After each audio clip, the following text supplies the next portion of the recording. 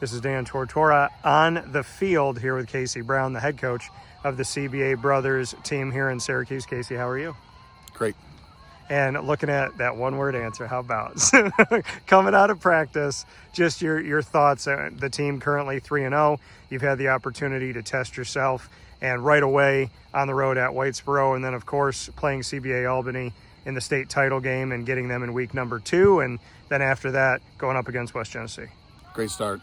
Really happy in terms of how the kids performed, prepared, and executed.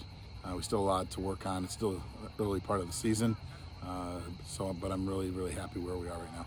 It's about culture, and it's about building something that is consistent so that the next man up approach, you're not dropping off too much. So like you and I talked about off the air, these kids watched other guys do it and be successful at it, but now it's their turn to do it. What can you say to that passing of the baton and how you get guys ready to be prepared to step in even if they didn't have those reps before? You have older guys that are being role models and showing the way that it's done, and how guys that are now playing at a D1 level were held to these expectations. And if they want to be able to play here, there's an expectation from us as coaches and the administration, teachers as well. And something that I spoke about with Dante Baccier as well as Darian Williams, not only did they catch passes in the Dome as members of the Syracuse Orange, but they were talking about how they knew what the defense was doing. They knew the play that was developing. They had anticipated where the defense was going to be. They learned that here. So just going the extra mile and making sure that at Christian Brothers Academy here in Syracuse, your student athletes fully understand the game and are college ready to not just run routes and do things that they have to do at their position, but to understand how a play is going to develop and understand the other side of the ball as well.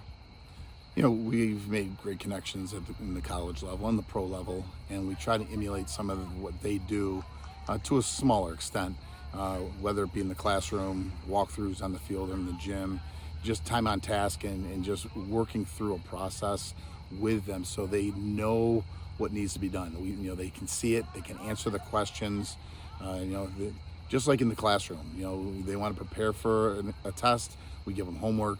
So when it's game day, that's the day of the test, they can answer the question properly. And just for you, how vital and how important that is that they can go on a visit and they can sit down with a coach and draw up a play or understand if the coach says, hey, if this happens, and what's this guy going to do? It's part of my own learning experience too as a coach, where I'd go and visit a school and they'll bring a student athlete in and have them draw on the board. And years ago, I was an assistant here. I had one of those moments where I told the kid to draw an offense and a defense, and he just put a bunch of X's and O's on the board. And I knew immediately that we had a problem that we needed to fix. And over the last 15 years that I've been here, 17, however long I've been here, we've made sure that we increase the IQs.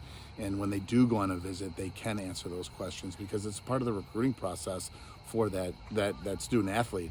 And there's hundreds of kids looking for that one spot, and we got to try to make sure that we, give our guys the best shot possible to earn that spot. And other things that you teach, how to look somebody in the eye, how to give a proper handshake, what you need to wear, how you need to dress, just all of those elements that you don't hear people talk about. First impressions, right? You only allowed one first impression. You got to make sure it's a positive one. But how to tie your tie, tie your shoes, wear a belt.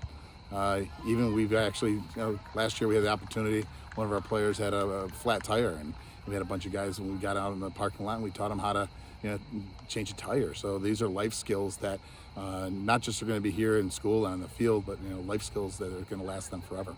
So when you look at these guys that have come through the program and learned these life skills, right down the road, Matt Hahn, Darian Williams, Dante Baccier at Syracuse, in that Colgate game, Matt Hahn was not padded up. He was on the sideline for the game, but we did get to see Darian Williams and Dante Baccier out there. The last time both of those gentlemen caught a pass in the Dome, it was in the state title game. So to see them have their first collegiate catches, and for Darian to have his first collegiate touchdown when the last time he was in that end zone was the game-winning touchdown, just what that means to you. I'm just happy to see all of our kids. It's not just those guys at Syracuse, but we have all the guys. We have 12 of the 16 seniors last year are playing at the college level right now. Yeah. And the team before, there's about a dozen kids playing college football. So all of the guys that have played here and have decided that they want to move on and play the game of football at a college level is really impressive, especially since there's such a low percentage of opportunities out there. So I'm really proud for all of our guys that are playing everywhere. You hear Syracuse's head coach Fran Brown talk about what you're doing here at CBA. He said a lot of positive words when I had the opportunity to speak with him about recruiting locally as well as just what this program is. What does that mean to you to hear the head coach down the street giving credit to what you and your staff are working to do with these student athletes? I know we're on the right path. We're doing some things the right way, and I look forward to talking with him and see how we can improve things. There's always ways to improve. There's always ways to learn. We're not going to rest on what we're doing yesterday. Just like we with our kids, we have high expectations for ourselves as well as the kids. And you and I have spoken about this before, but so many schools have come in and visited Christian Brothers Academy here in Syracuse to look at your student athletes, talk with your student athletes, offer your student athletes. When you have a national eye on Christian Brothers Academy Syracuse, just what that means and how that's not an overnight thing. It takes a lot of work. It takes a lot of building. And I mean, you and I spoke last year that I think at the time we were talking, at least 40 schools had connected with the student athletes here on the football team.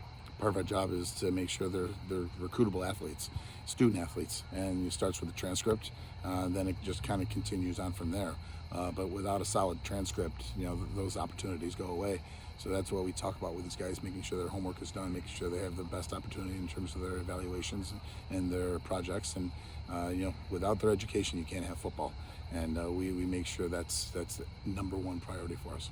I had the opportunity to speak with Bruce Williams, your offensive coordinator, and Brian Bruno, your defensive coordinator, once again. Having them with you by your side and your entire staff that you have, just what you can say to that effect of, I mean, I know you and I have spoken off the air, just how intelligent they are, what they throw at people, how well they understand the game, but what it's like to work with them and how you challenge them and how they challenge you. The number of guys on our staff that have played at a high level or have coached at a high level is tremendous. So they've been student athletes at a D1 school.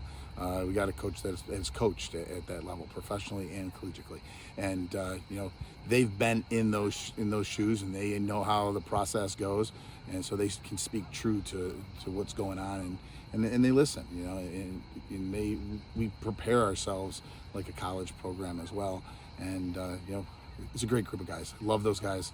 I owe everything to them. You and I, as a final note, we talk about faith. We talk about bigger than football. You have always been about building strong young men that are going to be able to lead a family, to go out there and be business owners, challenge themselves, do so many different things beyond the sport of football. Just what that element means to you, the most important piece of your job, which you have always spoken to me about, just making sure that these young men have the tools they need to be successful and to be good contributors to society. So I've been coaching for over 30 years. So a lot of the guys that I started to coach early on at the middle school level and junior high level are fathers now, leaders in the community, and I hear from them. I can be so proud of those guys. They're sit in the stands in our games, and they'll run into my family, or I'll hear them scream my name, and that makes me so proud, because those guys have gone on and they've used some of the skill sets that they learned on the football field for life, and that's important to me. That is the most important thing. Those rings and those championships are special. Not a lot of people get those. I'm not devaluing that, but when you start talking about the men that were kids when you saw them at 12, 13, 14 years old, and now that they're 30, 40-year-old men with families, and they come out and they say, that's my ball coach. I'm really, really proud of those guys. And just a final note that I'll hand to you, just what you want people to know about the team this season, a final statement as you get prepared for the rest of this 2025 season coming from you. We live each day where our feet are. The most important day is the day that we're here. We're blessed to be able to wake up every day and have the opportunity to play this wonderful game and surround ourselves with wonderful men.